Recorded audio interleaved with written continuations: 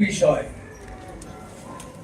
ধর্মের যখন কেউ অপব্যাখ্যা করে, কোরআন হাদিসের অপব্যাখ্যা করে, নবী রাসূলগণের সমালোচনা করে, তখন সঙ্গতভাবেই উলামা একরামের দায়িত্ব হয়ে যায় সেগুলোকে উম্মতের সামনে পরিষ্কার করা, স্পষ্ট করা।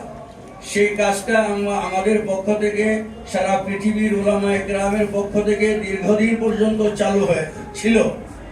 শেষ পর্যন্ত কোনোভাবেই যখন সাদ সাহেবকে বোঝানো গেল না, এমনকি এই প্রচেষ্টার অন্যতম আপনার রূপকার ছিলেন হযরত সাদ সাহেবের উস্তাদ মাওলানা ইয়াকুব সাহেব, হযরত সাদ সাহেবের উস্তাদ ইব্রাহিম দেওলা সাহেব। ইয়াকুব সাহেব মারা গেছেন, ইব্রাহিম দেওলা সাহেব এখনো জীবিত আছেন। ওনারা চেষ্টা করে ব্যর্থ হওয়ার পরেই ওনার থেকে পৃথক হইতে বাধ্য হয়েছেন। কাজেই এখন আর বসার একটাই পথ, আমরা তো আর হককে ছেড়ে দিতে পারবো না।